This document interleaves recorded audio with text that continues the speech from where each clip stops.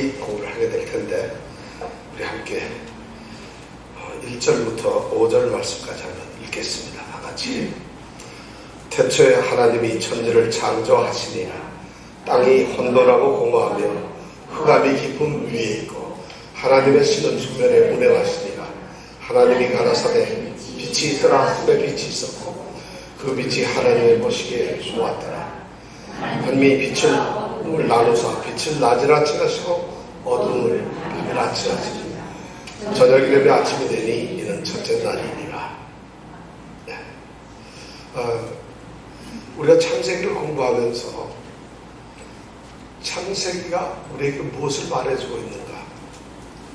창세기를 통해서 하나님께서는 우리에게 들려주시고 싶어하는 하나님의 마음과 하나님의 어떤 경륜이라는 말은 하나님의 어떤 계획이라는 말인데 하나님의 어떤 경륜과 섭리, 하나님의 역사하심, 이것이 무엇인가를 우리가 창세기를 통해서 알기를 원합니다. 이 창세기는 성경의 제일 처음 성경책이고 또 우리 하나님의 말씀을 배우고 말씀대로 살기 위해서 살아가는 사람들이 이 창세기만큼 애용하고 많이 읽고 하는 그런 책이 없습니다. 그래서 오늘 우리는 창세기를 시작하면서 창세기에 대한 어떤 기본적인 어떤 지식을 좀 갖기를 원합니다. 창세기라는 책은 어떤 책이고 누가 지었고 언제 지었는가, 그리고 창세기에서는 어떤 메시지를 하나님께서 주로 담고 있고 우리가 어떻게 창세기에 읽기를 원하시는가, 어떻게 듣기를 원하시는가 하는 내용을 함께 좀 생각해 보고자 합니다. 우선 창세기 책 제목이 창세기입니다. 우리 성경 66권은 다 제목이 있는데 우리 제일 처음에 나오는 이 창세기도 이름을 창세기라고 하는 이름을 씁니다. 그런데 모세오경에서 보면은 이 히브리 사람들은 책의 제목을 따로 정해서 제목으로 쓰는 것이 아니라 그 각 책에 처음 나오는 단어 하나 또는 둘을 가지고 그냥 제목으로 씁니다. 그러니까 우리가 창세기 첫 자가 뭐죠? 태초에. 그러니까 그들의 제목 이름은 태초에가 되는 거예요. 근데 그래서 이 히브리 사람들은 이 창세기를 이름을 베레시트라고 합니다. 베레시트란 말은 바로 그 시작에, 그때에 이런 말이거든요. 그래서 창세기라는 이름을 베레시트라고 하는 그때 이런 말로 그들은 이 책임을 말합니다. 태초에죠. 근데 영어는 뭐라고 해요? 예, 제너시스라고 해요. 제너시스.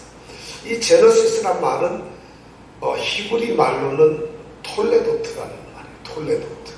그리고 톨레도트고 헬라어 말이 신약 성경에 들어와서 톨레도트라고 하는 그 히브리 말이 그리스 말로 어떻게 게네세오스라는 말로 이제 바뀌어졌어요.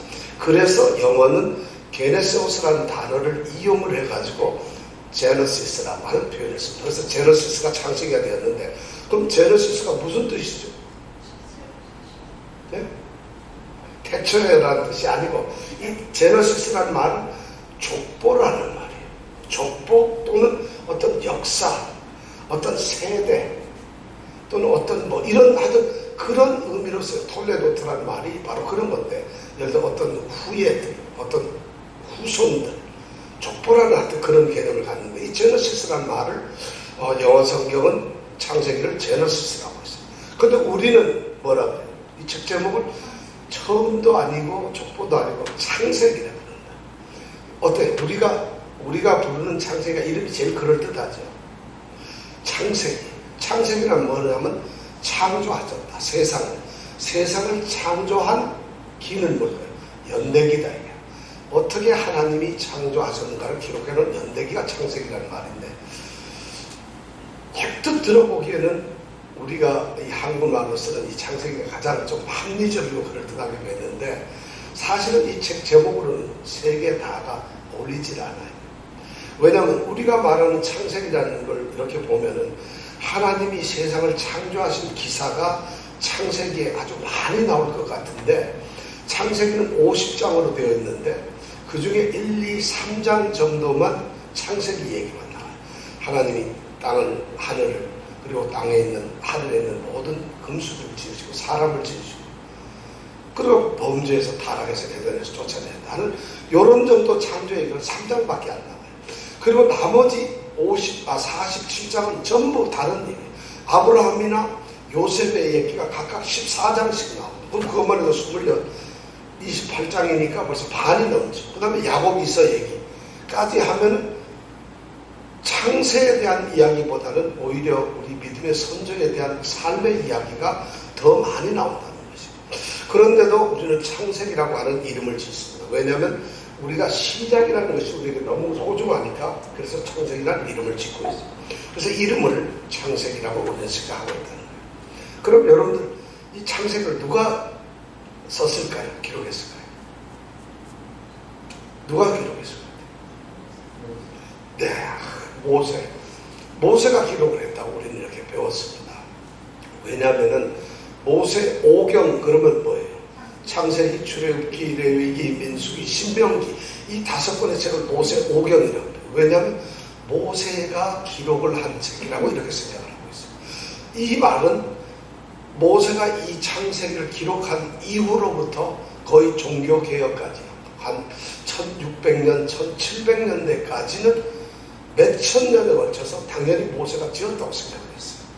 그런데 성경에서도 보면 창세기나 저서 내용, 모세가 기록한 내용, 자신이 기록했다는 이런 내용들이 많이 나옵니다. 그래서 의심 없이 당연히 모세가 기록했다고 생각을 했는데 이 성경을 연구하는 사람들, 소위 말해서 문서 비평학자들, 문헌 비평이라는 게 있어요. 왜냐하면 그 학문은 뭐냐면 성경을 보면서 이 말씀이 우리에게 무엇을 하나님께서 말씀하고 있는가 하는 것을 연구하는 게 아니라 이 책에 대한 소위 인문과학적인 걸 연구합니다. 이 책이 언제 쓰였을까? 이 책의 단어 이거는 어떤 이야기로 썼을까? 이걸 왜 뭐 이런 걸 가지고만 연구하는 그러니까 학문학에 있는 거죠. 그러면서도 신학교에서 그걸 가르칩니다. 신학이라고 해서. 우리가 신학이라고 한다면 하나님의 말씀이 우리에게 어떻게 적용되고 무슨 말씀을 하셨는가, 하나님의 계획이 뭔가, 하나님의 뜻이 뭔가 하는 것을 배우는 것이 사실은 진정한 신학인데 그걸 더 아는 것이 더 중요한데 이 신학이라는 학문이 계몽주의 시대를 거쳐가면서 19세기, 18세기 들어오면서 바뀌어버려요. 그래서 신학자들이 그런 걸 연구하기 시작했어요. 그래서 이 성경에 나온 66권의 저자를 갖다가 전부 뒤집어 버립니다. 다 읽어보니까 다르더라고요. 그래서 이 문서서를 주장하는 이 문헌 비평가들은 창세기, 출애굽기, 레위기, 민수기, 신명기를 모세가 쓴 것이 아니다 이렇게. 왜 모세가 안 썼느냐? 그 사람들이 찾는 근거가 있어요. 분명히 이걸 모세가 쓰지 않았다. 왜냐하면 모세가 썼다고 한다면 여기에 보면은 자신에 대한 자랑이 모세보다 이 땅에 온유한 자가 없었더라 하는 이런 칭찬을 쓸 수가 없다는 거예요. 그리고 신명기 34장 이후에 가면 모세의 죽음과 장례식을 하는 내용이 나오는데 모세가 어떻게 죽기도 전에 자기 죽음이 어떨 것이며 자기 장례 얘기를 한다는 것이 불가능하잖아요. 자기 무덤을 아무도 찾지 못, 모세가 어디에 묻혔는지 무덤을 찾지 못했다 하는 것이 기록이 될 수가 없다는 것이에요. 그러니까 이건 모세가 쓸 수가 없는 것이다. 그래서 모세가 안 썼다 이렇게 생각을 하는 거죠. 자, 그렇게 되니까 이 사람들이 학문이라고 그걸 연구합니다. 그래서 누가 썼을까? 그래서 제가 오늘 이 말씀을 드린 것은 창세기 공부하기에 앞서서 창세기에 대한 기본 틀을 좀 우리가 알고 싶어서 이 말씀을 드립니다. 그러다가 보니까 이 사람들의 생각은 어떻게 했냐면 창세기를 기록한 것은 모세가 아니라 여러 가지 책들이 종합되었다는 것이. 어떻게? 유다 왕국 이스라엘이 완전히 멸망하고 바벨론의 포로로 갔다가 돌아오는 사람들 중에 이 유대인들이 어떤 책들 여러 가지를 다 이렇게 종합을 해서 기록한 책이 바로 이 모세오경이고 창세기다. 이렇게 그들이 주장을 합니다. 그 주장을 제일 먼저 했던 사람이 1750년대에 프랑스의 의사인데 아스트룩이라고 하는 장 아스트룩이라는 의사가 있어요. 이 의사가 평신도죠. 얼마나 성경을 열심히 공부를 했는지 이 창세기가 바로 전부 다 그렇게 기록된다. 이렇게 생각합니다. 그러니까 여러분도 성경 읽으시면서 이 아스트룩처럼 그 정도 성경 연구를 해야 된다는 것이죠. 나는 평신도니까 일반 성도니까 목사님도 아니고 신학자도 아닌데 성경을 연구할 필요가 있겠나 이렇게 생각하면 안 된다는 거죠. 제가 신학교를 갔던 지망을 했던 이유가 뭐냐면 제가 직장을 다니다가 직장 다니면서 신학교를 지망했는데 지망한 첫 번째 이유가 목사가 되거나 이런 것이 아니었어요. 나이가 50이 되어가지고 내가 신학교 들어갈 때는 장로의 신분으로서 하나님 말씀을 좀 더 잘 배워보고 싶었어요. 왜 말씀은 목사님들의 전유물이 되어야 하느냐, 목사님들이 설교하는 말씀을 우리 성도는 듣기만 해야 하느냐, 하나님은 나의 하나님이고 내가 섬기는 하나님이고 내가 신앙생활을 하는데 왜 저 사람들은 하나님의 말씀을 더 깊이 알아야 되고 나는 모르는 걸 당연하게 알아야 돼. 나는 몰라도 되는 거야. 저 사람은 직업이니까. 나는 신앙은 직업이 아니에요. 하나님과 나와의 관계라면 하나님 말씀을 더 잘 알아야 되지 않겠어요? 누구보다도 더 잘 알고 싶은 욕심이 있어. 신학교를 갔는데 신학교 갔더니 그걸 안 가르쳐줘요. 신학교에서 난 그런 걸 가르쳐 줄 줄 알았는데 그런 걸 안 가르쳐 줘요. 3년 동안 열심히 다녔는데 뭘 다녔는지 모르겠어요. 그리고 별로 기억나는 것이 잘 없는데 어떻든 간에 이 아스트룩이라고 하는 이 의사가 창세기서부터 모세오경을 지은 사람은 그것이 아니라 책에 여러 가지 책에 짜집기로 편집을 한 책이다. 이렇게 얘기를 합니다. 그런 학설이 갑자기 계몽주의 시대가 되니까 사람들, 신학자들이 막 벌떼같이 덤벼서 그 말이 맞다고 생각을 하는 거예요. 그래가지고 1800, 한 100여 년 뒤인 1876년에 벨하우젠이라고 하는 신학자가 그 학설을 전부 다 총 체계화 시켜가지고 이론으로 딱 만들었어요. 그래서 이 창세기서부터 신명기까지 모세오경의 저자는 절대 누군지 모른다. 모세는 아니고 누군가가 이걸 편집을 했다. 그런데 그 편집을 하기 위해서는 그냥 책을 편집한 게 아니라 책이 4개 정도가 있었다는 거예요. 그 4개의 각각 책을 모아가지고 자집기를 한 것이다. 이렇게 이제 주장. 이걸 우리가 4개 문서설이라고 하는데 그 첫 번째가 뭐냐면 제2문서라는 거예요. 제2문서. 제2문서라는 제2라는 건 뭐냐면 여호와 문서라는 여호와 문서라는 거예요. 성경에 보면 창세기나 이런 데 보면 하나님의 이름을 부를 때 여호와라고 부르는 부분들이 있다는 거예요. 그래서 이 책은 여호와라고 하는 하나님의 명칭을 부르는 그런 책이다. 이렇게 생각했어요. 근데 이 책을 언제 썼느냐? 한 950년경. 다시 말하면 솔로몬 시대 정도 되겠네요. 그때의 남쪽 유다에 있던 그 이후에 남쪽 유다 사람들 중에 어느 누군가가 여호와라는 이름을 가진 그렇게 호칭을 하는 하나님을 찬양하기 위해서 쓴 것이 바로 제2문서라고 하는 거다. 그 다음에 또 어떤 사람들은 그렇게 생각 안 하고 이문서라는 것이 있다. 이 문서는 뭐냐면 엘로힘이라고 해서 하나님의 이름을 여호와라고 부르지 않고 엘로힘이라고 불러요. 엘로힘이라고 하는 말은 꼭 하나님이란 뜻은 아니고 이방 족속들도 신을 갖다 엘로힘이라고 부르는 사람이 있어요. 그런데 이제 특별히 하나님의 이 성어 이름을 엘로힘, 능력의 하나님이라고 부르는 그런 부분이 있는데 그런 엘로힘이라고 하는 부른 책들이 주로 어디에 나오냐면 창세기하고 출애굽기에 나오는데 그것을 또 합친 것이다. 또 어떤 사람은 그게 아니고 제2문서도 이문서도 아니고 어떤 사람은 D문서라고 해요. D문서는 뭐냐면 deuteronom이라고 하는 이 신명기 있잖아요. 신명기의 책들처럼 이 성경은 어떤 계명과 교훈과 어떤 설교, 교리적인 이런 책들이다. 그래서 그런 책이 하나 있었는데 그 책을 합쳐가지고 한 것이다 해서 또 신명기라고. 이건 신명기 같은 그런 책은 언제 쓰여졌느냐? 이거는 요시야 왕 때 쓰여졌다. 요시야 왕 때는 유명한 사람 있죠. 성전을 우리가 개보수 하려는데 거기서 율법책을 발견하게 됐다죠. hil기야 대제사장이. 그래서 hil기야 대제사장이 아마 이 신명기와 같은 책을 썼을 것이다. 이렇게 주장하는 사람도 있어요. 또 하나는 뭐냐면 피문서라 해서 프리스트, 제사장 문서라고 하는 거예요. 제사장들이 제사를 드리는 제사법이나 이런 것을 자기네들이 만들어 놓은 책이 있다는 것이에요.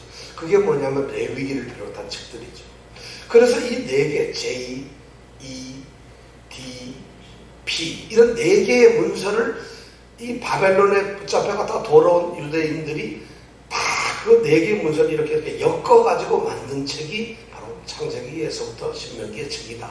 이렇게 주장해서 저자가 아니라, 모세가 아니라, 이런 주장이 이제 들어갔다는 것이죠. 그래가지고 그게 지금부터 한 4, 50년 전까지만 해도 모든 신학자들이 그렇게 생각을 했어요. 근데 최근에 와서는 그 주장을 받아들이는 분들이 별로 없습니다. 왜냐하면 그것이 모순투성이가 너무 많아요. 얼핏 들어보기에는 그게 분류가 되는 것 같은데, 분류한 데서 들어가 봐도 그 안에도 J, E, D, T 막 섞여 있어요. 그러다 보니까 P1, P2, P3, P4 뭐 이래가지고 자기네들도 헷갈리니까 이거 좀 뭔가 틀렸다. 그래서 그게 오늘날에는 통용이 안 돼요. 그러고서는 다시 누구에게로 돌아가냐? 모세가 지었다. 다시 모세. 그럼 왜 모세가 지었느냐? 그러다 보니까 우리가 전통적으로 생각하죠. 옛날 우리 모든 참 선조들이 생각했던 모세가 지었다. 왜냐하면 여기는 모세가 지었다는 이유가 있어요. 어떤 내용에 보면, 이 모세 오경에 보면은 하나님께서 직접 모세에게 명령을 해서 넌 이 율법을 기록하라 하는 문장들이 나옵니다. 그럼 이 문장은 하나님께서 직접적으로 모세에게, 예를 들어 십계명이나 모세 시내산 율법 같은 건 하나님께서 모세를 불러 모세야 너 이거 기록해라 했다면 모세가 기록했겠지. 갑자기 옆에는 아론이 아니야 이거 내가 쓸게 이럴 리는 없다는 거예요. 그러니까 이건 모세가 쓴 게 틀림없다. 또 이렇게 하는 거죠. 그 다음에 또 뭐냐면 모세가 이 성경 창세기부터 이 신명기까지를 쓰는데, 모세가 기록을 하면서 성경책을 가만히 읽어보면 그냥 하나님의 말씀을 바로 받아서 쓰는 것 같지만은 그런 것도 있는데, 어떤 부분에 가보면 어떤 자료를 놓고 자료를 인용하는 부분이 많이 나옵니다. 그러면 모세 이전에 예를 들어서 아담의 이야기, 하와의 이야기는 모세가 본 적이 없죠. 그럼 모세는 그걸 하나님으로부터 직접 들었을까요? 그런 생각이 안 들고, 그렇다면은 아담, 하와, 창세에 대한 이야기는 그 전에 어떤 기록이나 구전된 것이 있었을 것이고 그걸 아마 모세가 썼을 것이다. 이렇게 해서 모세의 저작을 뒷받침해 주기도 합니다. 또 어떤 사람들은 그게 아니고 이 모세가 썼다는 것을 보면은 창세기 같은데 이런 기록을 보면은 창세기에만 나오는 그런 기록들이 있다는 것입니다. 그 얘기는 뭐냐? 모세 훨씬 이전에 있었던 그런 문화나 상황, 그런 세상이 있었다. 그 당시에 사람들이 어떻게 살았는가 하는 그런 정황들이 있는데, 이건 후대 사람들은 생각도 못할 일이라는 것이죠. 예를 들어 이런 것이죠. 창세기에 보면은 하나님을 부를 때 나의 아버지의 하나님 또는 너의 아버지의 하나님 이런 호칭이 나와요. 그런데 이런 호칭은 창세기에는 자주 나옵니다. 창세기를 지나고 나면 그런 말은 없어요. 우리가 말하는 나의 하나님이지 뭐 나의 아버지의 하나님이라든가 너의 아버지의 하나님 이런 말이 없어져요. 그런 말이. 그 다음에 또 창세기만 나오는 건 야곱이 베델에서 돌기둥을 쌓았죠. 기도라. 돌기둥을 쌓아요. 또 아브라함이 브엘세바에서 여호와의 제단을 쌓고 에셀 나무를 심어요. 그런데 그런 기록이 창세기에 나오는데 나중에 레위기나 이 신명기에 가면 이 모세가 그것이 전부 다 금하고 있어요. 돌을 세우는 건 여호와께서 혐오스럽고 가증스럽게 여기는 것이니까 어떤 돌도 세우지 마라. 어떤 나무도 심지 마라. 이런 것이 신명기에 보면 나옵니다. 그러면 똑같은 성경 안에서 야곱이 돌 세우던 그건 한참 시대적으로 보면 한 1000년 이상 차이가 날 텐데 그런 것을 신명기에서 보면 거절하고 있거든. 부인하고 있거든. 해서는 안 된다고 하고 있어요. 그런 걸로 봐서는 그런 것이 있고 또 어떤 거 보면 예를 들어서 아브라함이 결혼을 했는데 누구하고 했죠? 누구하고 했어요? 사라하고 했어요. 사라하고 아브라함은 본래 어떤 관계였어요? 여동생이에요. 배가 다른 이복 여동생이에요. 그런데 그런 기록이 또 나오죠. 아브라함이. 그 다음에 야곱은 결혼을 했는데 누구랑 결혼했죠? 자매와 결혼을 동시에 했어요. 라헬하고도 하고 레아하고도 결혼했어요. 이거는 또 신명기 레위기에 가면은 절대 그게 하나님이 금하시는 법이에요. 그럼 창세기에는 그렇게 했는데 이건 된다? 좀 이해가 안 되는 이런 분양들이 나온다는 거예요. 또 그 다음에 창세기에 보면 이런 거 있어요. 어떤 아내가 도저히 남편에게 애를 못 낳으니까 어떻게 해요? 자기 몸종은 남편과 동침하기 위해서 애를 낳는 경우. 누가 그랬죠? 예, 아브라함의 아내 사라가 그랬잖아요. 하가를 시켜가지고. 이런 기록들. 그 다음에 또 자기가 가지고 있는 이 장자권. 그걸 갖다가 팔고 사고 넘기고 하는 이런 일들이 나와요. 이건 있을 수 없, 이것도 똑같이 신명기 뭐 21장 이런 데 가보면은 절대 그건 어떻게 그런 일이 있을 수 있느냐. 레위기 신명기에 가보면 특히 레위기 18장이나 16장, 신명기 16장, 27장 이런 데 보면은 그런 많은 내용들이 아주 나옵니다. 그 다음에 또 창세기에서 독특한 건 뭐냐면 사람의 이름을 지을 때 하나님을 나타내는 이때는 엘로힘이라고 하는 하나님의 호칭이 있었기 때문에 꼭 엘이라는 이름을 많이 붙여요. 그래서 이스마엘, 뭐 이스라엘 이런 식으로 엘을 붙였는데 출애굽기 6장 3절에 보면 하나님께서 모세가 이름을 뭐라고 하시냐니까 하나님 자신의 이름을 얘기해요. 그때 여호와는 야훼라는 이름을 말해서 그 이후서부터는 야자가 들어 이사야, 뭐 엘리야 이런 식으로 야자가 들어가는 이름이 많이 나오는데 창세기는 야라고 하는 이름이 아무도 없어요. 전부 엘로 끝나요. 그래서 이런 기록으로 봐서 모세가 쓴 것이 맞다는 것이에요. 그래서 저도 그렇게 받아들입니다. 그러면 모세가 기록을 했는데 모세의 죽은 장면들 또 이 창세기나 이런 거 읽어보면은 이것을 내가 기록한 이때에 하는 얘기를 들어보면 이때라는 것이 한참 뒤에 얘기해요. 또 어떤 지명 같은 경우는 이런 것도 있어요. 예를 들어서 아브라함이 롯을 구하기 위해서 5대 이 왕들의 연합체를 공격을 하죠. 그런데 어디까지? 단에까지 올라. 단은 어디죠? 제일 북쪽이에요. 단까지 올라갔다 그래요. 단이라고 하는 지명은 창세기에 나올 수가 없는 거예요. 왜냐하면 단은 여호수아가 이 가나안 땅을 정복하고 난 다음에 붙여진 이름이 단이에요. 단 지파가 거기 올라가서 거기를 가서 라기스를 간다. 여기를 우리는 단이라 부르겠다 하는 지명이 그때 나와야 되는데 창세기에 단이라고 하는 지명이 벌써 나와버리고 단에까지 갔다는 거예요. 그러면 모세가 썼다고 할 수가 없죠. 이거는 보나마나 여호수아 이후에 썼던 거예요. 누군가가 그런 지명이 나온다는 얘기를. 예를 들어서 뉴욕이라는 땅 이름이 언제 정해졌는지 모르는데 지금부터 1000년 전에 뉴욕이 여기 있었다 그러면 말이 되겠어요? 그런 논리가 이 성경에 나오더라 이거야. 그러니까 이런 문제는 그러면 모세가 쓴 거하고 시대적으로 맞지 않는데 어떻게 이걸 설명할 수 있겠느냐? 어떻게 설명할 수 있겠어요? 모세 죽는 얘기도 안 나와요. 아니 몰라 이러면 안 돼요. 이런 거예요. 모세가 기록한 원본은 존재하지 않는 거예요. 모세는 그런 것을 쓰지 않았는데 후대에 누군가가 모세의 이 창세기나 신명기나 레위기나 이것을 좀 보완하기 위해서 첨가를 하는 거죠. 그렇게 해서 이 좀 어떻게 보면 해설을 하는 거죠. 되게 그런 이야기들이 나오는 거 모세가 죽었던 얘기 무덤을 못 찾았다. 이거는 후대 어떤 사람이 모세의 위대성을 나타내기 위해서 쓴 것이라는 거예요. 설명을 한 거죠. 그게 누구였을까? 학자들은 말이 많은데 대체적으로 에스라가 그랬을 것이다. 왜냐하면 에스라는 모세의 율법에 정통한 자라고 성경에 나와 있어요. 그러니까 에스라가 아마 율법을 설명하면서 그런 것을 쓰지 않았겠느냐. 그렇게 설명을 하면 이해가 돼요. 그럼 하나님은 왜 원본을 보존치 않아요? 여러분 지금 우리가 보고 있는 이 성경책 이건 하나님의 말씀은 원본이 아닙니다. 제일 처음에 이 저자들이 쓴 원본이 있을 거 아니에요. 뭘로 썼는데. 그럼 이 성경은 원본이 있어야 돼요? 없어야 돼요? 그런데 이 성경은 제일 처음 저자 바울이 썼던 편지도 원본이 없어요. 모세가 썼던 거, 엘리야가 썼던 거, 뭐 모든 원본은 이 세상에 존재하지 않아요. 그럼 뭐만 존재하는가? 사본만 존재하는 거죠. 그럼 왜 하나님은 원본을 존재시키지 않았을까? 이유는 간단해요. 사람들이 만약 원본이 있다고 해보세요. 지금 창세기 원본을 우리 박 집사님이 가지고 있다고 생각해보세요. 돈이 얼마겠어요? 한번 돈 계산해보세요. 이 창세기 원본을 내가 가지고 있어요. 그리고 창세기 원본 가지고 있으면 엄청난 교만과 모든 것이 생기는 거예요. 하나님께서는 그게 우상화되는 것을 막으신 거예요. 그러니까 사본밖에 없어요. 그러니까 사본을 다 베꼈는데 그래서 사본이 한두 권이 아닙니다. 수천 권이 됩니다. 근데 사본이 똑같지 않아요.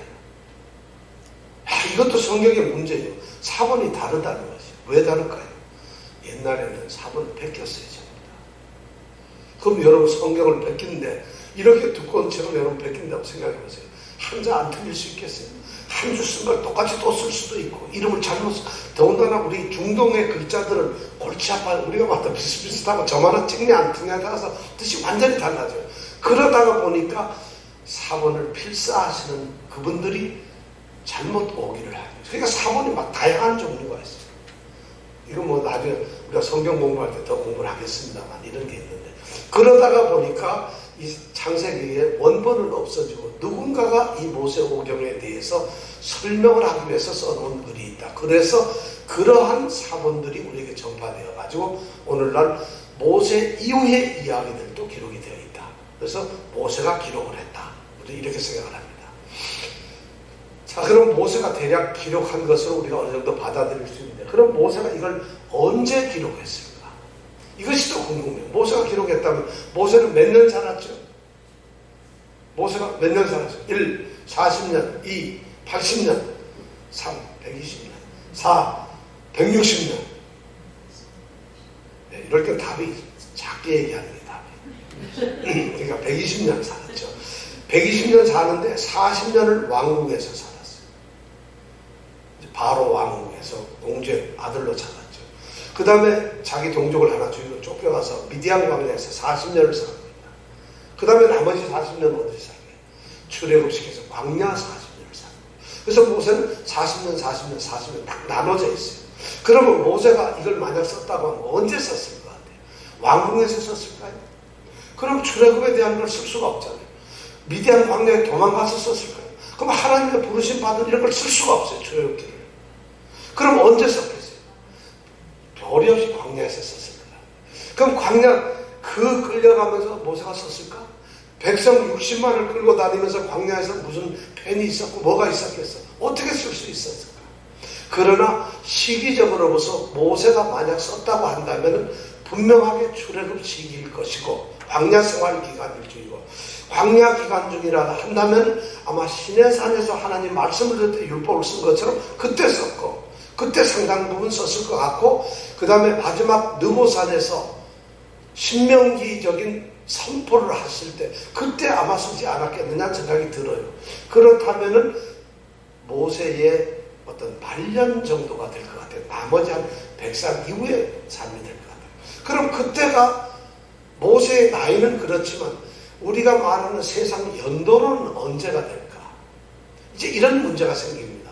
그래서 어떤 사람들이 이제 두 가지 거기 학설이 나옵니다. 언제 썼을까? 이게 사실은 굉장히 성경을 우리가 이해하는데 특히 출애굽기나 이런 게 이해하는 데 도움이 되는데 우리가 전통적으로는 좀 출애굽을 한 것이 출애굽 시대에 썼다고 광야 시대에 썼다고 한다면 그때가 틀림없는데 지금 역사적으로 우리가 출애굽의 시기를 언제로 정하느냐 하는 것이 무척 중요합니다. 두 가지 학설이 있는데 어떤 사람은 출애굽이 좀 일찍 되었다. 이런 출애굽 학설이 있어요. 또 하나는 좀 늦은 출애굽 학설이 있어요. 이런 출애굽 학설은 대략 언제냐 BC 1446년서부터 1406년까지가 아마 그때일 것이다. 1400년대를 보통 얘기를 합니다. 이렇게 말하는 데는 근거가 있어요. 열왕기상 6장 1절에 보면은 솔로몬이 왕이 된 지 4년 되어 가지고 애굽 땅에서 나온 지 480년이 되는 그 해에 예루살렘 성전을 짓기를 시작했다는 기록이 나와요. 열왕기상 6장 1절에 보면. 근데 열왕기상 6장 1절에 나오는 솔로몬이 왕이 되어서 재위 4년째가 되는 게 966년이에요. 그럼 그걸 거꾸로 해서 480년을 뒤로 가보면 1446년이 나옵니다. 그래서 1446년에 출애굽을 했다. 왜냐하면 애굽에서 나온 지 480년 전이니까. 그래서 우리는 1446년에 출애굽을 해서 40년간 1406년에 애굽 땅에 가나안 땅에 들어갔다. 이렇게 주장하는 것이 성경적인 소위 이른 출애굽설이에요. 이른 출애굽. 근데 좀 늦은 출애굽설은 그거보다 한 200년을 더 늦춰가지고 1250년대에 애굽에서 나왔다. 이렇게 얘기를 하고 있어요. 그럼 그 사람들은 왜 그럴까? 이건 조금 자유주의 신학자들은 그렇게 주장을 해요. 우리처럼 좀 보수적인 신앙을 가진 사람들은 성경에 있는 그대로 믿어요. 그래서 1400년대로 보는데 상당수의 사람들 지금 교회 만들은 1250년대, 1200년대를 출애굽 시기로 여기고 있어요. 왜 이런 차이가 나느냐? 문제는 이래요. 1800년대에 프랑스의 유명한 고고학자가 여리고 성을 이제 탐사를 갔어요. 그 터를 갖다가 조사를 하다가 여리고 성의 성터를 발견한 거예요. 근데 그 성터를 발견하고 조사를 했더니 여리고 성의 성문이며 도시가 꾸며졌던 이런 모양들 터가 그대로 발견된 거예요. 그런데 그걸 연도를 추정해야 되잖아요. 그러니까 고고학적으로 그걸 연도를 추정을 해봤더니 1200년대가 나오더라고요. 고고학적으로. 아주 과학적으로 이제 그 연도를 추정해 보니까 1200년대라. 그러면 여러분 성경을 믿겠어요? 과학적인 고증을 믿겠어요? 어느 걸 믿어요? 아니 그건 교회 아니고 내가 신자라 그렇게 말할 게 아니고, 자 그러니까 이런 출애굽서를 주장하는 성경적으로 열왕기상 6장 1절의 말씀에 의해서 480년 연도를 보고 1446년대라고 하는 사람과 고고학에 의해서 1200년대라고 하는 이것이 드디어 싸우고 있어요. 그러니까 만약 1200년대로 한다면 문제가 조금 생겨요. 소위 여호수아가 죽고 난 다음에 사무엘 시대를 지나서 사울이 왕이 된 이 시대가 한 150년 정도 걸렸는데, 다시 말하면 사사기에 그 오래된 시간들이 겨우 100년, 150년밖에 안 돼요.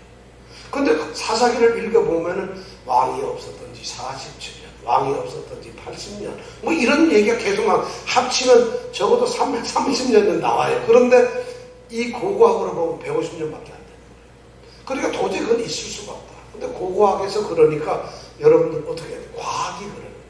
우리가 창세기를 공부할 때 가장 우리에게 두려운 것이 뭐냐? 이 과학이란 말이에요. 연대를 추정하는데 여러분 지구가 생성된, 이 지구가 만들어지는 게 지금부터 몇 년 전이라고 생각하세요? 한번 여러분 지구가 만들어져, 이 땅에 소위 지구가 만들어진 게 얼마나 됐을 것 같아요? 네? 과학자들이 영국 BBC 방송, BBC 이 학회에서 주장하는 지구가 만든 이 땅이 형성된 것은 40억 년 전에 돼 있어요. 40억 년 전. 생각도 못하네요. 근데 성경에서 창조과학회라고 하는 이 성경 말씀을 문자적으로 믿는 이 소위 과학자들, 창조학을 하는 이 사람들은 성경에 있는 연대 아브라함이 900몇 살 살고, 뭐 무두셀라가 969세 살고, 노아가 500년 살고, 뭐 이런 걸 쭉 더해가지고 다 했더니 한 6100년, 200년 정도 돼요. 그러니까 아담이 살았던 건 한 6200년 정도 된다. 전이다. 그러면 지구의 역사가 지금서부터 우리가 모르면 AD 지금 2000년이죠. 그럼 구약의 소위 BC는 한 4000년밖에 안 되는 거예요. 이것이 성경적 창조과학회가 말하는 지구의 생성 연도예요. 여러분 지구가 6000년 전에 세워지고 아담도 6000년 전 사람이다. 어떻게 좀 확 다가오세요? 아니 성경의 날짜가 그렇다는데 어떻게 다가오세요? 그러니까 저게 보기에는 40억 년이라고, 40억이라는 숫자를 쓰려면요 4에다가 곱하기 0이 9개가 붙어야 돼요. 근데 성경은 6000년 정도밖에 안 되니까 이 차이가 따지면 거의 몇 년 차이가 나는 줄 아세요? 거의 60만 배가 되는 이런 엄청난 게 나와요. 그러면 우리가 어떤 걸 믿어야 되겠어요? 성경적으로 6000년 조금 넘는 학설, 이 창조과학설을 믿어야 되느냐? 창조과학이라는 게 지금 이번에 한국에 창조과학회에 뭐 소속된 어떤 분이 무슨 장관인가 뭐 임명받았다 그만뒀잖아요.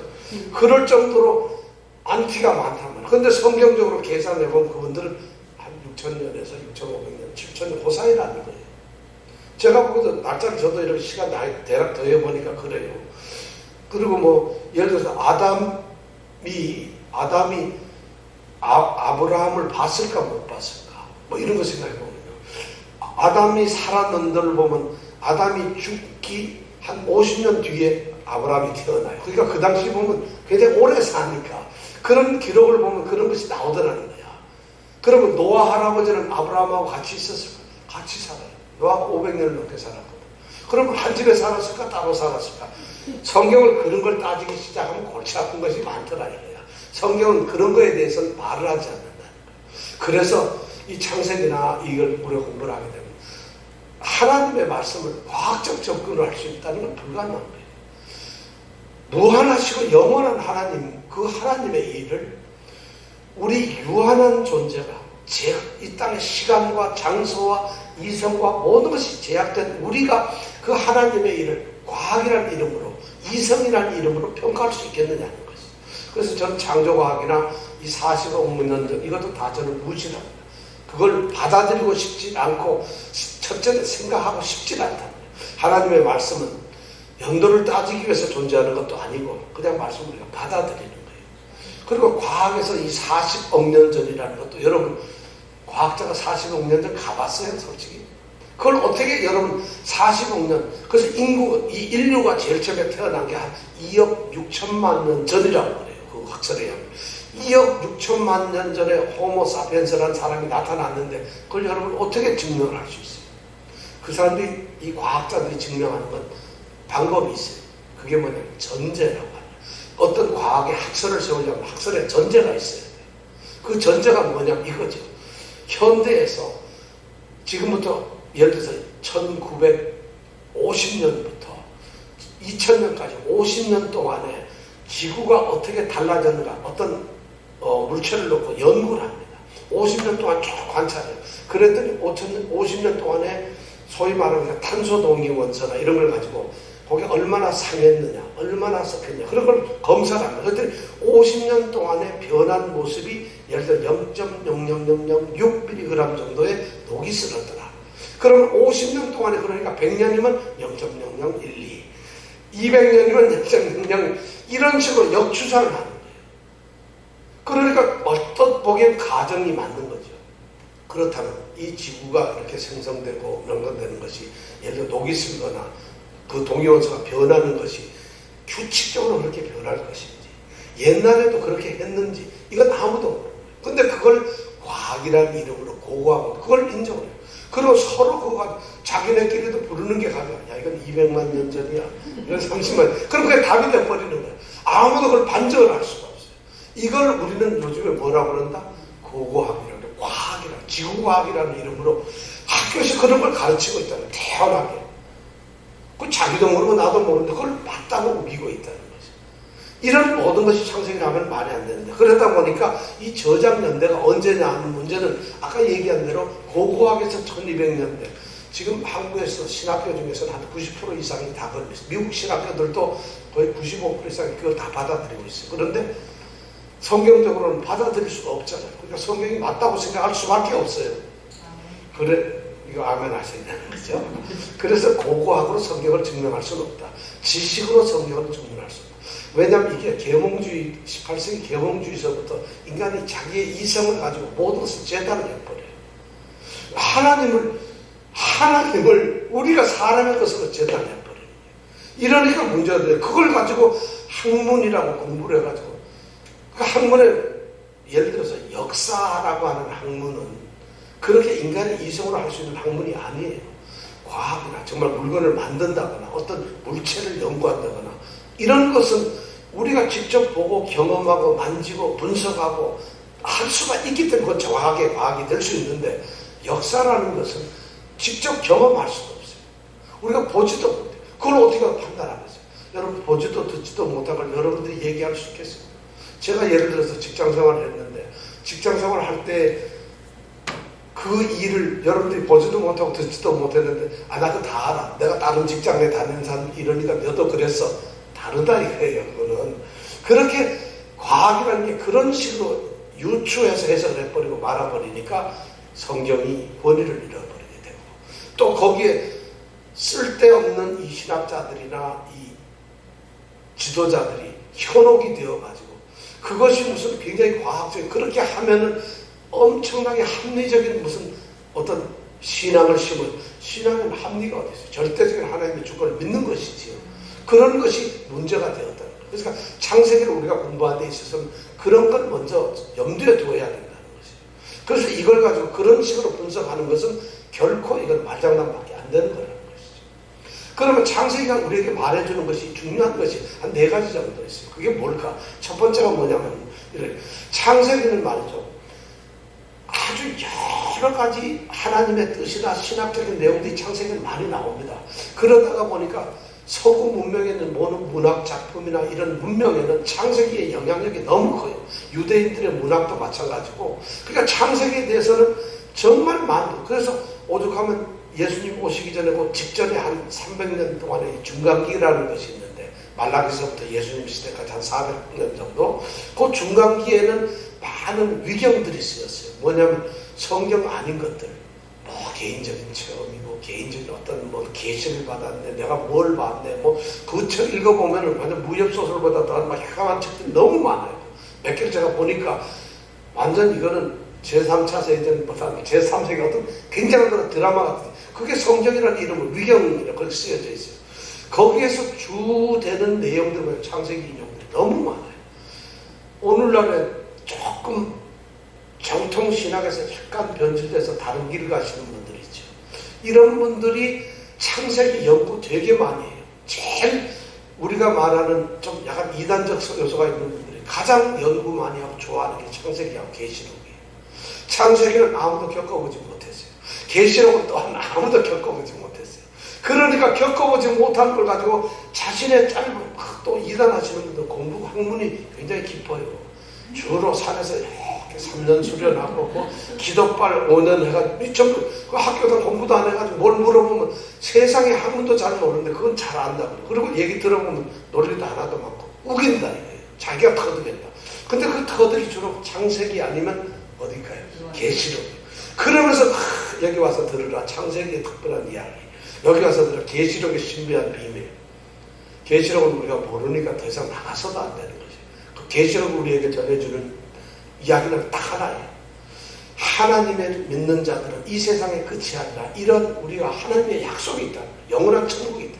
그걸 믿고 우리가 소망을 하기 위해서 써놓은 것이지 그걸 분석해서 이게 뭐 어떻고 저떻고 따질 일이 없다는 거예요. 성경은 그렇게 주어집니다. 왜냐하면 창세기란 그런 거예요. 창세기는 뭐냐? 하나님이 우리 인간을 저지금 어떻게 시작했느냐, 시작의 기원을 써놓은 거예요. 그럼 우리가 그것을 배우는 것이 너무 중요하죠. 그런데 그걸 가지고 분석해서 엉뚱한 소리를 하고, 또 뭐 아담과 하와가 애를 낳았는데 뭐 누굴 낳았어요? 근데 아담하고 이 관계를 한 게 아니라 뱀하고 더 친해서 관계를 했다. 이게 뭐 유명한 뭐 어떤 비 목사님 주장한 그런 이단도 있어요. 뱀의 자식이라, 우리가 그래서 사탄의 자식이라 그런 말이 나왔다. 말도 안 되는 소리를 하는 이런 성경을 무시하면서도 자기가 터득했다는 것이. 여러분 창세기나 계시록 누가 얘기를 하면은 일단 여러분 허리띠를 바짝 묶으세요. 아, 내가 속지 말아야 되는구나. 이거 참 중요한 얘기예요. 그냥 나온 말씀만 들어야 된다는 것이죠. 자, 그러면 창세기에는 우리가 살아가는 이야기들, 아브라함, 이삭, 야곱, 요셉이 살았던 그 삶의 이야기들이 너무 기록이 많아요. 그러니까 그걸 보면은 거기에서 하나님이 무엇을 말씀하고 있습니까? 그들이 이사도 가고 어디 가서 양도 키우고 우물도 파고 싸우기도 하고 뭐 이러면서 다투기도 하고 인간의 얘기들이 너무 많이 나오는데 그때마다 하나님이 들려주시는 말씀이 있다는 거예요. 그러다 보니까 사람들은 창세기가 편하고 좋아요. 그리고 특별히 창세기 보면 꼭 해피엔딩이야. 꼭 돈 많이 벌고 몸도 건강해서 오래 살고 너무 좋아. 할렐루야죠. 창세기는 절대 그런 책을 우리에게 던져준 것이 아니에요. 창세기에서 우리가 배울 수 있는 것 첫째 제일 중요한 게 뭐냐면 창조라고 하는 거예요. 하나님은 창조를 하시고 계속 또한 창조를 하신다는 거예요. 끊임없는 하나님의 창조 사역이 창세기에는 기록이 되어 있다는 거죠. 자, 보세요. 맨 처음에 하나님이 세상을 창조하셨죠. 그래서 그 세상을 만들어 놓으시고 그걸 운영하고 유지하고 관리할 수 있는 청지기를 하나 만들었는데 그게 뭐예요? 사람이에요. 그래서 사람을 만들어 놓고 너희는 여기서 땅을 생육하고 번성하라, 땅을 정복하라, 땅을 다스리라는 명령을 주셨어요. 그래서 사람들이 그래가지고 만들어졌는데 이 최초에 만들어진 인간이 하나님의 그 명령을 감당을 못하죠. 그걸 갖다 감당할 능력이 없어. 그러니까 뭐예요? 범죄를 저지른 거죠. 그렇게 되니까 하나님의 징계를 받고 에덴에서 추방이 되고 세상으로 떨어져 버린 좀 많죠. 자, 세상에 떨어졌지만 그럼 멸망을 했느냐? 그렇지 않아요. 하나님의 말씀대로 생육과 번성의 역사가 일어나더라는 거예요. 생육 번성하면서 숫자는 증가하는데 숫자만 증가했으면 좋겠는데 창세기 3장 넘어서부터 보면은 더 늘어나는 거예요. 범죄의 악이. 숫자와 악이 동시에 늘어나요. 그러니까 결국 하나님께서 아이가 안 되겠구나 심판났어요. 그게 6장에 나오는 노아 심판이에요. 노아를 통해서 세상의 모든 범죄들을 다 없애버리고 노아 가족만 살리시죠. 노아에게 방주를 짓게 하시죠. 그래서 모든 사람을 다 심판하고 난 다음에 노아로부터 다시 하나님이 약속을 합니다. 생육하고 번성하라는 약속을 다시 주시고 다스리라는 약속을 다시 주시죠. 그러니까 노아 이후에 또 그렇게 되면은 그걸로 인간들이 참 잘했으면 좋겠는데 또 범죄를 합니다. 계속 늘어나요. 숫자는 노아의 후손들이 막 늘어나서 숫자는 또 늘어났는데 똑같이 범죄를 하더라고요. 그러니까 하나님이 또 심판하시죠. 그게 바벨탑 사건 아니에요. 바벨탑 사건은 뭐예요? 하나님과 똑같아지려고 바벨탑을 세우는 거 아니에요. 하나님과 대등했죠. 그러니까 하나님이 뭐예요? 그걸 갖다가 틀어버리시고 인류를 틀어버리는 거죠. 이렇게 1장부터 11장까지 창세기를 보면 전부 다 창조와 멸망했다. 다시 창조의 역사, 다시 창조의 역사 이런 이야기 끊임없이. 그래서 1장부터 11장까지 보면 이거 인류가 어떻게 살아야 되는가 하는 궁금증이 생겼는데 12장에 딱 들었으면서 하나님은 그 인류 전부 다를 보시는 것이 아니라 한 가정을 선택하시죠. 아담과 하와가 아닌 아브라함과 사라를 선택하시죠. 창세기 12장에 보면 아브라함이라고 한 사람을 선택해서 이 사람을 내 민족으로, 이 사람을 나의 백성으로, 이 사람을 나의 사람으로 선택해서 드디어 하나님의 일을 이루어 가시는 그것이 바로 12장부터 50장까지 쭉 나오는 얘기예요. 그리고 이후에 성경은 다 그걸로 오고 우리도 바로 아브라함의 후손으로서 나오는 거죠. 이런 창조의 얘기가 이 창세기는 가장 중요한 것이고 하나님께서는 창조 일을 하셨고 그 창조의 사역을 하신다는 것을 우리에게 들려주고 있어요. 이 창세기를 읽을 때 그걸 우리가 기억해야 되고 두 번째는 뭐냐면 하나님의 절대적 주권에 대한 이야기입니다. 하나님께서는 천지 창조를 만들어 놓으신 후에 창조하신 후에 그냥 방관하고 내 멋대로 되어라 하시질 않았다는 것이 끊임없이 그 창조하신 세상과 사람들의 일에 대해서 간섭하시고 개입을 하셨어요. 인간들이 죄를 지었으면 죄를 진 걸 그냥 놔두신 게 아니라 거기에 개입을 하셔가지고 뭔가 하나님께서 세상의 역사를 만들어 가시는 것이 이것이 창세기의 일이에요. 창세기는 바로 하나님의 그런 주권적인 절대적 주권의 역사를 만들어 하나님이 가지고 계시는 계획이 있고 그 계획을 이루어 가시는 역사, 능력이 바로 창세기에 나온다는 거예요. 예를 들면 이런 거죠.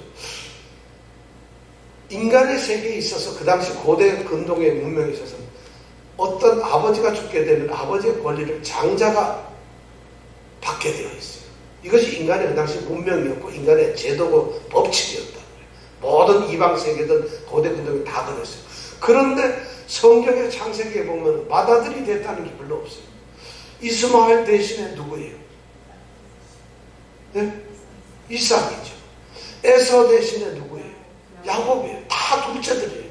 그 다음에 또 야곱의 12아들 제일 장자가 르우벤이라고 하는 장자인데 그 다음에 실제적으로 이 야곱의 후손에 중에서 가장 12명 중에 힘을 냈던 사람은 네 번째 유다야.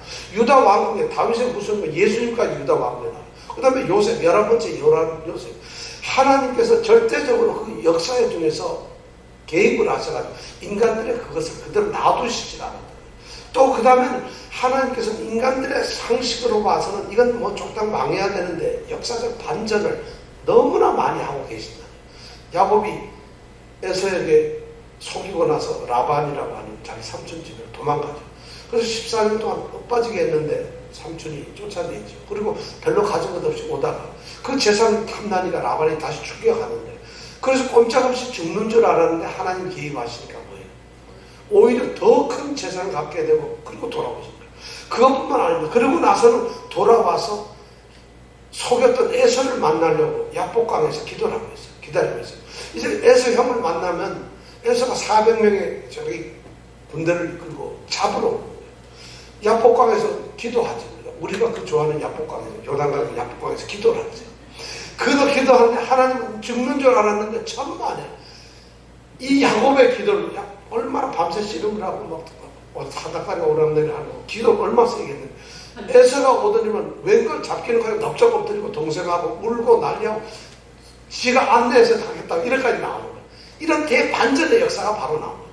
이건 하나님의 주권이에요. 절대로. 상식적으로 되면 되지 않는 걸 하나님께서 그렇게 하시더라고요. 요셉 노예로 팔려갑니다. 우리는 죽었다고 끝이에요, 인간의 역사.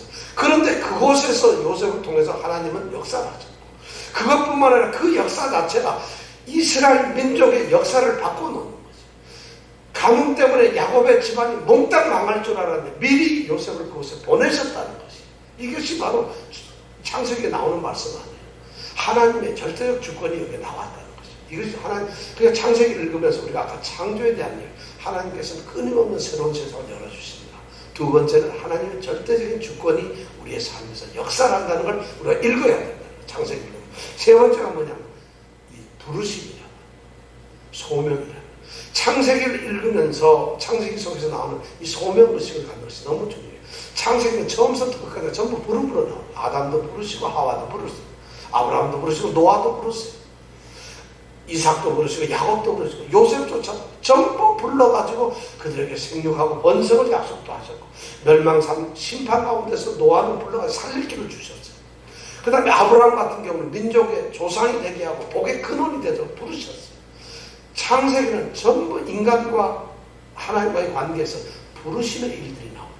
그렇다면 우리가 창세기를 읽으면서 나는 어떻게 불러질 것인가, 하나님은 나를 어떻게 부를 건가를 우리가 생각을 해야 됩니다. 마지막으로 창세기에 나오는 건 하나님의 이 언약의 문제예요. 하나님은 끊임없이 약속을 하시고 그 약속하신 것을 어떤 경우든지 지키셨다. 창세기의 특징이 바로 뭐냐면 이 언약이라고 해요. 아담하고도 약속을 해요. 노아하고도, 아브라함하고도, 이삭하고도, 야곱하고도. 근데 이 언약의 약속의 핵심적인 것이 세 가지가 있는데, 하나가 뭐냐면, 첫 번째가 뭐냐면 이 약속을 하신 씨앗이라고 해요. 후손, 자녀를 주겠다는 거죠. 너희의 후손을 주겠다. 두 번째가 뭐냐면 땅을 기업으로 주겠다. 그리고 나머지 세 번째가 축복이라는 거예요. 영원한 축복을 주겠다. 자, 이 내용들이 창세기로 끊임없이 나옵니다. 아브라함 한번 볼까요? 아브라함이 갈대아 우르에서 불러가지고 하란 땅에서 좀 머물렀다가 다시 하란 땅에서 하나님의 명령을 받고 가나안 땅으로 갔다. 가나안 땅은 아브라함에게 있어서는 하나님이 약속하신 내가 내게 지시할 땅이었어. 자, 가나안 땅에 딱 들어가는 순간에 지시할 땅에 가가지고 아브라함이 폭삭 망해버립니다. 이유는 하나님이 그 땅에 기근을 주셨어요. 창세기 딱 보면 12장에 보면 6절에 바로 기근이 빵해요. 약속의 땅에 딱 들어가는 순간 기근이 내리니까 아브라함이 어떻게 해요? 아, 이거 못 살겠거든요.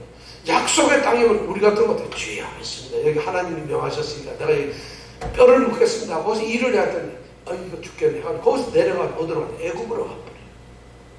자, 애굽으로 가면 이 약속의 땅은 하나님의 약속은 어떻게 돼요? 큰일 나잖아요. 그러니까 하나님은 그게 안 닿치는 거예요. 이거 약속을 했는데 지켜야 되니까. 그런데 사람을 어깁니다. 근데 아브라함이 애굽에 갔다가 더 낭패를 답니다. 자기 아내 사라를 보고 바로 왕이 너무 이쁘니까 이걸 갖겠다는 거예요. 그러니까 뭐라고 하죠? 이건 내 동생이야. 그러니까 이 바로를 내 동생이면 괜찮겠구만. 그럼 동생 나라고 사. 그러니까 하나님이 밤에 바로에게 나타나죠. 이건 너 큰일 났어. 동생이 아니야. 아내야.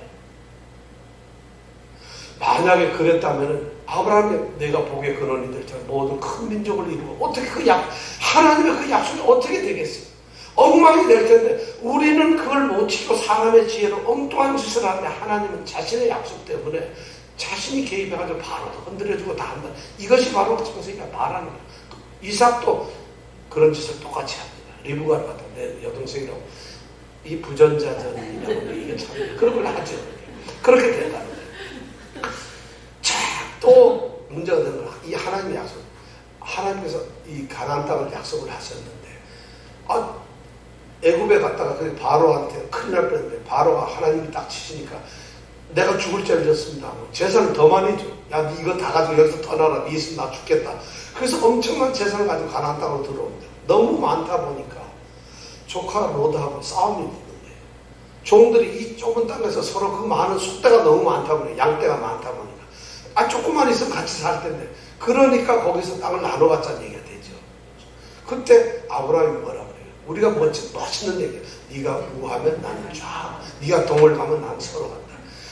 너무 맛있는데 성경적으로 보면 이 아브라함이 이런 소리를 하면 안 돼요. 이 가나안 땅은 누가 약속이라고? 하나님의 약속 땅이. 그러면 아브라함은 어떻게 돼? 이 땅은 내 땅이니까 넌 가거라. 이것이 맞는 거예요. 성경적으로. 그런데 지가 뭐라고 네가 동쪽을 하고 난 서쪽. 그럼 만약 간단하게 생각해. 이 롯이 남이 가나안 땅에 있겠습니다. 이러면 어디로 가야 돼요? 아브라함. 요단을 건너갈 가야 돼요. 지금 하나님의 약속 알기를 우습게 하는 게 아브라함. 우리는 그 얘기할 때 양보하는 아브라함.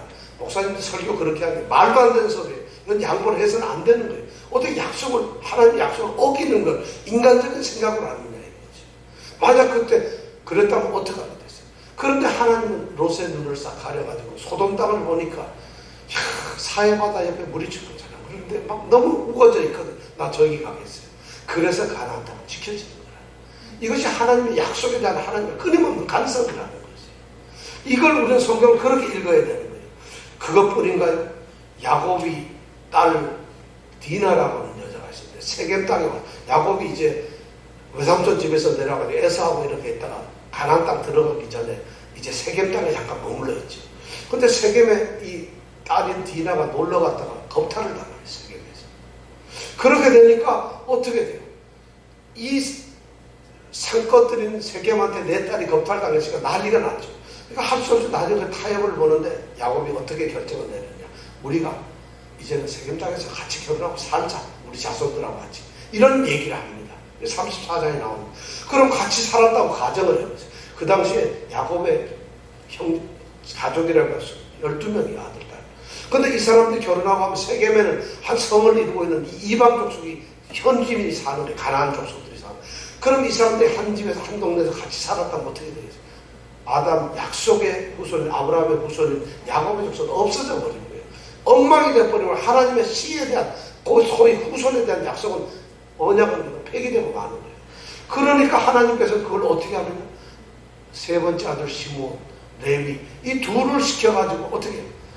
잔인하게 세겜 사람을 다 죽여버리고 말이에요. 이걸 또 우리 성교할 때 보면 야 시므온하고 레위가 말이죠. 잔인하게 인간이 박하게 사람을 죽였다 살인죄들. 하나님께서 그런 일조차도 하나님의 뜻을 이루기 위해서 쓰셨다는 거예요. 창세기 이런 얘기들. 그런 거 있잖아요. 또 더 엄청난 거. 유다가 어떤 일을 벌이죠? 소위 이 딥나 사건이라는 게 딥나 스캔들 혹시 들어보셨어요? 유다가 딥나 스캔들. 유다가 말이죠. 아주 이 장자 노릇 거의 톡톡히 하죠. 그런데 이제 하루는 장가를 갔는데 이 가나안 여자인 수아라고 하는 여자가 결혼하죠. 근데 수아하고 결혼했는데 아들 셋 낳아요. 엘이라고 오난 셀라 이거 세라 3명 낳았는데 그리고 나서 결혼을 시키는데 다말이라는 여자하고 결혼을 시키죠.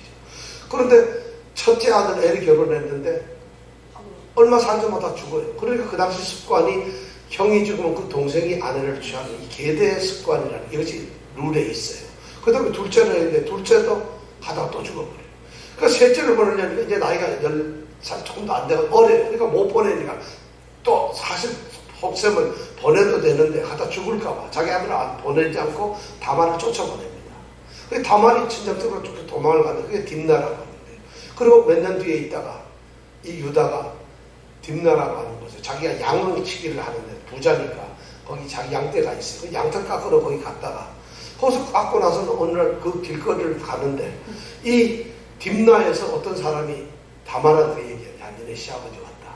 그러니까 이 딥나에서 이 다말이 어떻게 변장 싹 하고 마스크 딱 쓰고 마스카라 딱 칠하고 그리고 길거리 갔다가 길거리를 가니까 유다가 그거 딱 보니까 이건 길거리 창녀인 줄 알고 둘이 동침을 하는 거예요. 이게 창세기에 나옵니다. 그런데 동침을 하려고 하니까 이 다말이 똑똑하죠. 아니 되옵니다. 왜? 근데 내가 당신을 어떻게 믿습니까? 야, 그럼 내가 돈을 주지 하고는 우리 염소 떼를 갖다 너한테 염소 몇 마리를 주겠다. 염소 가져오지 않고 말만 하고 도망가면 나는 손해다. 이게 증표를 주세요 하니까 자기 도장하고 지팡이를 줍니다. 이걸 가지고 있어라. 내 양떼, 염소 떼 가져와서 도탁. 그리고 하룻밤에 스캔들을 일으키죠. 그럼 떠났어. 그리고 다시 가서 자기가 가보니까 이거 인장을 안 찾아가고 곳곳에 도장 쓸 게 너무 많잖아요. 은행에 가서 예금장부도 호출해야지. 대출도 거기다 지팡이로 이거 해야지. 그러니까 이게 걱정이 되니까 염소떼를 가지고 이제 그 딥나 거리로 갔어요. 야 여기 창녀 중에 이런 생긴 여자 있으니까 그런 여자가 없는 거예요. 그러고 나서 야 이거 없구나. 그러니까 그런 사람 없습니다. 그러니까 유다가 속으로 야 이거 조사했다가 괜히 나오면 더 창피당하겠구나. 차라리 그냥 가자. 그러고 나서 도망을 자기 고향으로 갔는데 그 사람들이 입이 망정이지. 다말에게 가서 얘기를 하는 거야. 야야야야 니네 저 시아버지 이렇게 찾았는데 그렇게 하면서 또 그 사람이 살살 찾아와가지고 유다한테는 뭐라 하냐면 당신 자부가 이 다말이 바람을 피워가지고 지금 불륜을 하냐 너무 문제. 그러니까 유다가 자기 아들은 보내지 않으면서 화가 벌떡 나서 다시 뒷나라로 갑니다. 그래서 다말을 끌어오죠. 네가 나쁜 짓 했는데 너 불에 살아 죽겠다. 죽이겠다. 그러니까 불에 살려 죽여라. 어디 감히 유다의 자부가 그런 일 하냐. 그러니까 다말이 아니되옵니다 하고 나서 잠깐 그런 놈이 누구냐. 그러니까 뭘 꺼내겠어요. 도장하고 지팡이를 짠 하니까 유다가 아차하는 거예요. 네가 정말 의인이로구나. 그런데 자 이렇게 됐으면 만약에 하나님의 간섭이 없었으면 어떻게 되겠어요? 근데 하나님은 거기에서 간섭을 해서가지고 이 다말이 애를 갖는 쌍둥이를 낳죠. 베레스와 세라를 낳습니다. 바로 이 쌍둥이 형인 베레스가 예수님 족보에 나오는 사람이에요. 예수님의 조상이라는 거예요. 어떻게 예수님의 족상 중에 이런 사람이 있을 수가 있겠어요? 시아버지하고 며느리가 이렇게 되는데 이런 게 있다는 거예요. 하나님의 이 약속을 지키시려면 하나님의 이런 우리가 상상도 못할 일들이 여기 나온다는 것이에요. 그런데 창세기가 바로 그런 것을 기록해 놓는데 우리는 이 창세기를 너무 단순하게 읽어서는 안 된다는 거예요. 창세기가 우리에게 얘기하고 싶은 건 뭐냐면 딱 하나예요. 하나님께서 모든 것을 하시는데 우리는 약하다. 인간은 연약하고 인간은 부족한데 그 약속을 하나님은 하셨어요. 약속을 주신 분도 은혜스럽게 약속을 주신 분도 하나님이고 무능한 그 인간에게 어떠한지 그 약속을 지킬 수 있게 하는 분도 하나님이시고 지킬 수 있게 할 뿐만 아니라 자신이 그 약속을 어떤 지켜버리고 그래서 연약한 인간의 무능한 인간의 참 정말 아무것도 할 수 없는 그 가난한 인간의 그 모습을 보시면서 끝까지 하나님이 책임을 져주시고 약속을 이루시는 분이 하나님이라는 것을 성경 창세기가 우리에게 얘기해주고 있다. 그래서 우리는 창세기 앞으로 공부하면서 이런 걸 봐야 되는 거예요. 창세기. 스토리가 중요하지만 창세기에서 하나님은 나를 어떻게 보시겠는가? 무슨 일을 이뤄낼 것인가? 이제 한 1년에 우리가 창세기 공부를 하면서 이런 것을 보면서 창세기 공부하기를 원합니다. 그렇게 하려면 꼬박꼬박 성경을 읽어야 돼요. 다음 주부터 이제 창세기 본격적으로 들어갑니다. 그래서 이런 내용을 우리가 알고서 다음 주부터 창세기 공부를 하면서 정말 창세기에서 우리의 믿음의 눈이 활짝 떠지기를 원합니다.